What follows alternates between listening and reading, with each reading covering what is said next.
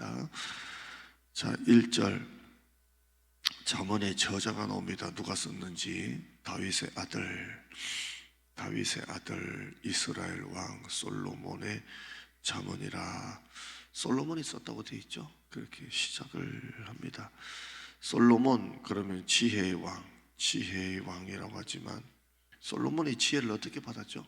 그 1000번째 제사를 지내고 하나님이 1000번째 끝나고 나니까 무엇을 원하느냐, 그러니까 지혜를 원합니다. 그래서 하나님이 야, 이런 것까지도 구하냐 해서 지혜도 주시고 권력도 주시고 명예도 주시고 다 주셨죠. 그래서 솔로몬이 1000번째 제사를 드리고 지혜를 받고, 지혜를 받자마자 그 다음에 한 여자 둘이 나와가지고 애 데리고 나와가지고 이게 서로 내 애다 네 애다. 그래서 솔로몬이 배를 갈라가지고 가져가라 그래가지고 진짜 친엄마가 아니에요, 어떻게 그럴 수가 있어요, 이렇게 해서 지혜를 받고 난 다음에 바로 솔로몬의 재판을 그렇게 합니다. 솔로몬이 참 지혜롭고 나중에 스바 여왕이 와가지고 야, 이런 게 있냐 할 정도로, 이 스바 여왕이 아프리카 여왕이거든요. 와서 와 하는 그런 이야기가 나옵니다. 이 지혜도 나한테서 나오는 게 아니고요, 하나님에게서 받아야 돼요. 지혜는 나오는 게 아니에요, 받아야 돼요. 여러분 사업하다 보면 지혜가 필요하고 목회도 지혜가 필요하고요. 이 지혜는 나오는 게 아니라 받아야 돼요. 하나님께 자꾸 지혜를 구하세요. 야고보서 1장 5절에 보면 이렇게 말하죠. 너희 중에, 하면 말씀 보자. 너희 중에 누구든지 지혜가 부족하거든 모든 사람에게 후히 주시고 꾸짖지 아니하시는 하나님께 구하라 그리하면 주시리라. 지혜를 구하라는 거예요. 지혜는 아무리 똑똑해도 요령이 아니고, 요령은 나한테서 나오지만 지혜는 하나님이 주시는 거예요. 지혜를 받아야 돼요. 목회하다 보면 솔로몬의 재판 같을 때가 참 많습니다. 솔로몬의 재판 같을 때가 너무 많고, 저는 이전 목회지에서 장로님 4가정, 여기 장로님 4가정, 부부는 같은 거니까 4가정이 서로 건물주와 세입자로 세상에 있다가 이제 건물주 된 장로님이 나가라 그러니까 세입자 된 장로님이 어떻게 나가냐, 1년밖에 안 됐는데 뭐 이렇게 하면서 이쪽 좋아하는 장로님 3가정, 이쪽 좋아하는 장로님 3가정 해가지고 이 2개로 나뉘어져 가지고 1년을 싸우는 걸 봤어요. 그래서 거의 하루에 목사님 와서 얘기 좀 합시다. 오전에 여기 가서 얘기 들어주고, 목사님 얘기 좀 합시다. 밤에는 이쪽 가서 얘기 들어주고, 이쪽 가서 그렇죠 이쪽 가서 그렇죠. 언제까지 이러실 거냐고. 이걸 1년 했어요. 오전에는 이쪽 가서 얘기 들어주고, 오전에 이쪽 가서 들어주고, 이쪽 가면 그게 부인까지, 권사님들까지, 이쪽 가면 부인들까지 모여있고, 이거 1년 했어요. 교회 분위기는 완전히 얼음물같이, 교회가 냉랭하게 짝이 없고, 이거 1년 했어요. 하고 그 맨 땅에서 교회를 땅 사고, 땅도 대출, 건축도 대출, 이 모든 자재도 대출, 그렇게 해서 갚고 우리 교회 와서 약속의 땅 새 교회 하나님의 은혜로, 특별한 은혜로 여기까지 왔어요. 이게 뒤돌아보면 큰 목회하시는 분들은 아무것도 아닌 것 같아도 정말 뒤돌아보면 이게 내가 했다고 할 수가 없어요. 무슨 내가 했겠어요. 모르시는 분들은 목포 가서 그런 장로님들과 그런 참 목사님 참 뛰어나다, 목회 잘한다, 우리 교회 와서 약속의 땅 새 교회 여기까지 대단하다 하지만 지혜는 요령이 아니에요. 따라할까요? 지혜는 요령이 아니다. 요령이었으면 벌써 끝났어요. 이게 요령이었으면 되지도 않아요. 지혜는 요령이 아니에요. 하나님이 주시는 거예요. 그래서 지혜를 구하라는 거예요. 여러분 지혜가 영향이, 믿음의 크기도 영향이지만 지혜도 여러분의 영향이에요. 하나님 앞에 지혜를 자꾸 구해야 돼요. 이 새벽마다 여러분이 잠언서를 언제까지 나눌지는 모르겠지만 새벽에 끝나고 나면 지혜를 구해요. 하나님 지혜를 주세요. 지혜를 구세요. 이게 형통한 삶을 사는 원리, 지혜를 구하세요. 그게 형통한 거예요. 자, 2절부터 5절, 6절까지 보면 이 잠언에 대한 유익, 목적이 나옵니다. 2절에 보면 지혜와 훈계를 알게 하고 명철의 말씀을 깨닫게 하고 알게 하고 깨닫게 하고 지혜롭게 하고 공의롭게 하고 정의롭게 하고 정직하게 행할 일에 대하여 훈계를 받게 하며 어리석은 자는 슬기롭게 하고 젊은 자는 지식과 근신함을 주고 지혜 있는 자는 듣고 학식이 더하고 명철한 자는 지략을 얻고 이렇게 되어 있습니다. 그러니까 어리석은 자는 슬기롭게 하고 젊은 자는 지식과 근신함을 주고 지혜 있는 자는 더 학식이 더하고 명철한 자는 지략이 없고 이렇게 되어 있습니다. 이게 잠언의 유익이다 이렇게 말합니다. 더 지혜로워지는 거예요. 더 슬기로워지고 더 공의로워지고 더 정의로워지고 이렇게 되어 있습니다. 우리 잠언 그러는데요. 한자로 이 잠언이라 할 때 잠이 이 잠 어느 말이니까 바늘 잠자입니다. 바늘잠. 그러니까 찌르다 바늘입니다. 그래서 잠언이란 말은 찌르는 말입니다. 한자가 그렇습니다. 바늘잠입니다. 그러니까 우리가 세상과 섞여 살잖아요. 여러분은 오늘 하루 세상에 나가 살 거잖아요.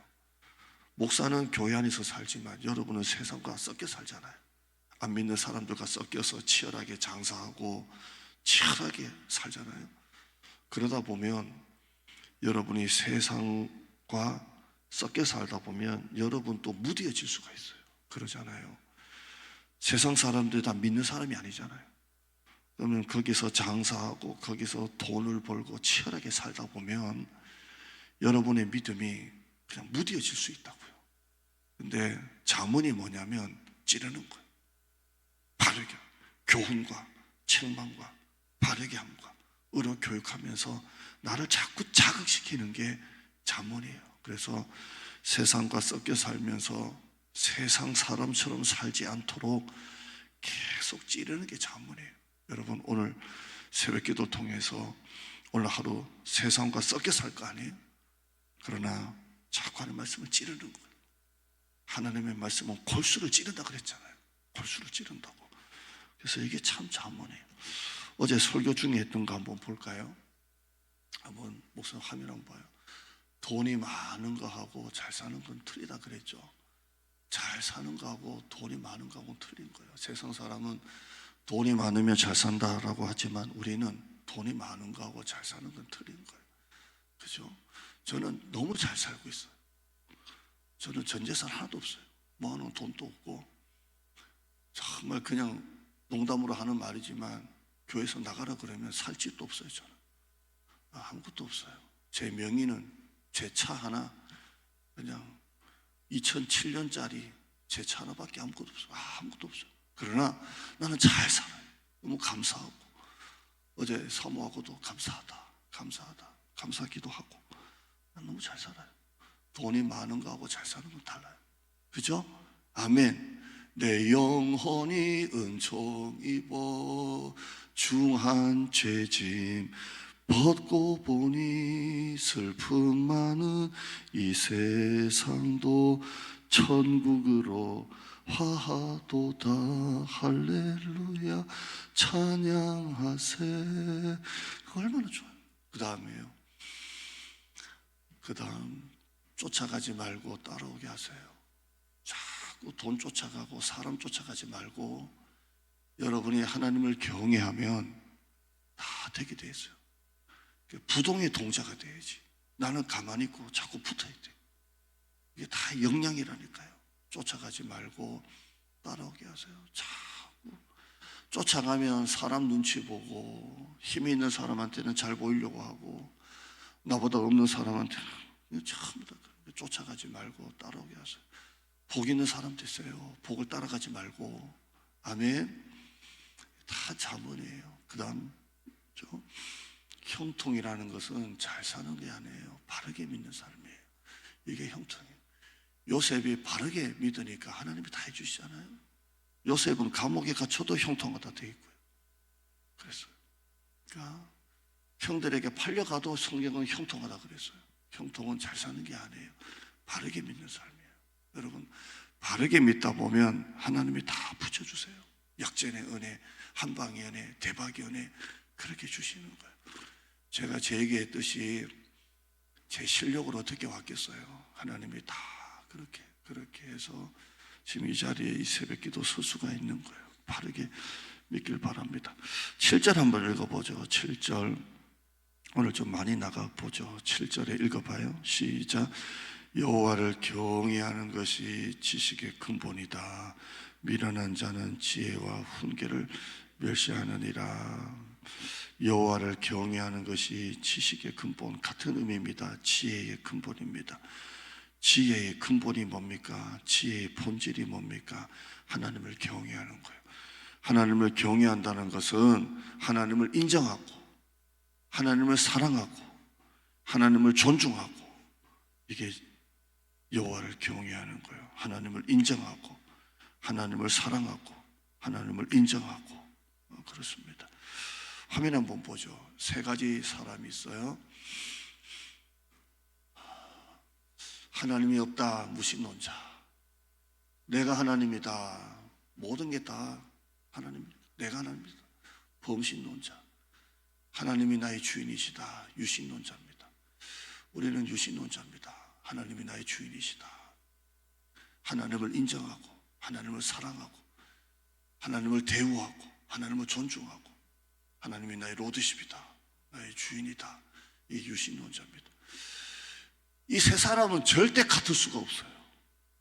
절대 같을. 생각이 다르고 가치가 다르고 문화가 다르고 언어가 다르고 다 다른 사람이에요. 무신론자나 범신론자나 같은 사람이에요. 그러나 유신론자는 틀려요. 모든 것을 하나님 입장에서 생각하고 하나님의 뜻을 묻고, 이게 달라요. 이게 여호와를 경외하는 삶이에요. 이게 지혜의 근본이에요. 하나님이 나의 주인이다, 하나님이 나의 주인이다. 전혀 다른 사람이에요. 머리에 진하게 살고 어떻게든 요령은 부리지만 하나님이 없는 인생은 늘 불안하고 늘 쫓기고 늘 공허한 거예요. 아무리 머리 쓰고 살고 아무리 요령을 피워도 하나님이 없는 사람은 뭔가 인생에 늘 쫓겨요. 쫓기고 불안하고 공허하고 메마르고. 하나님을 나의 주인으로 삼는 사람은 늘 충만하고 풍성하고 감사하고 그래요. 화면 한번 볼까요? 그 다음, 하나님이 없는 사람은 자기 눈으로 모든 것을 바라봐요. 하나님을 믿는 사람은 신앙의 눈으로 모든 것을 바라봐요. 모든 것이 합력하여 선을 이룬다. 모든 것이 합력하여 선을 이룬다. 우리는 신앙의 눈으로 모든 것을 보는 거예요. 힘들어도 어려워도 답답해도 내 눈이 아니라 모든 것이 합력하여 선을 이룬다.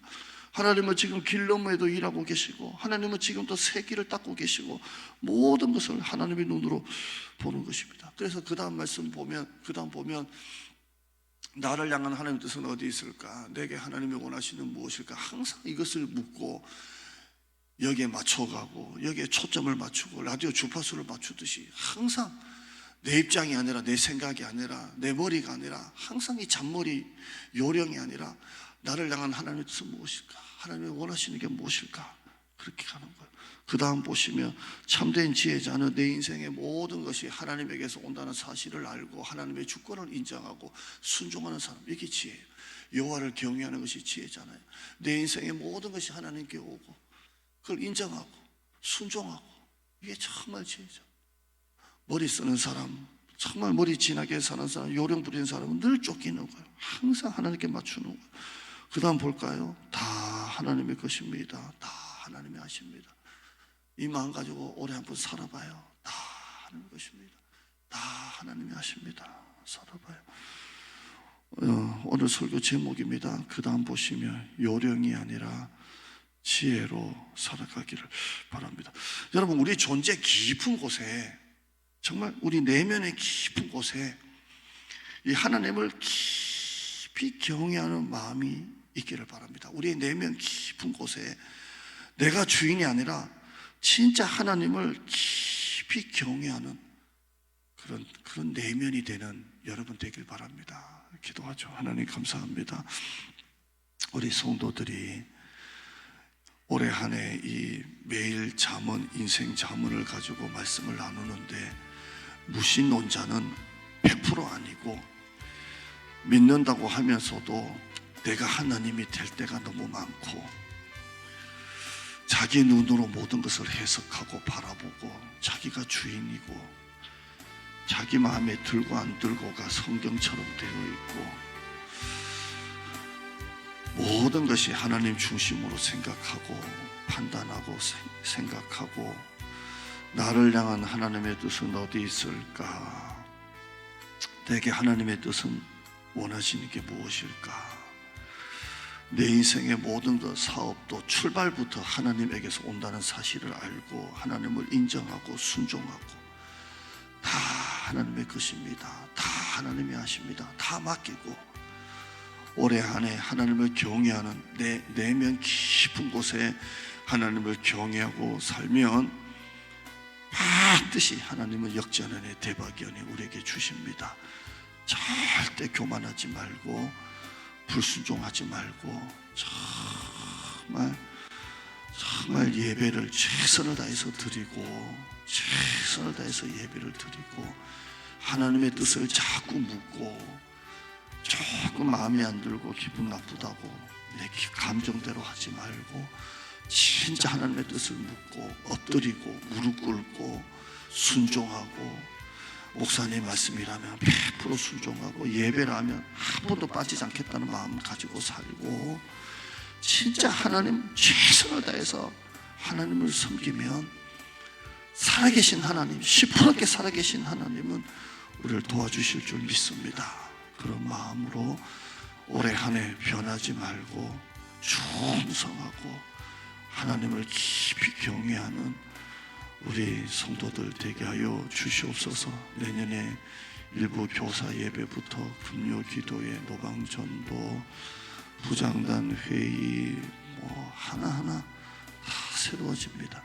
새 가족이 오면 올수록 교회는 자꾸 변화돼야 되고 바뀌어야 되고 새로워져야 되고, 세술은 새 부대로 자꾸 바뀌어야 되고, 이것도 지혜입니다. 모든 성도가 한 마음으로 올 한 해 함께 하나님의 교회를 섬기게 하시고, 악한 사단 마귀 시험 와도 온 건지 안 온 건지도 모르게 잘 넘기는 우리 교회, 하나님의 능력으로 되어지는 교회 되게 하여 주시옵소서. 오늘 새벽에도 함께 해주시고 사업도 가정도 축복하여 주시옵소서. 예수님의 이름으로 기도드리옵나이다. 아멘.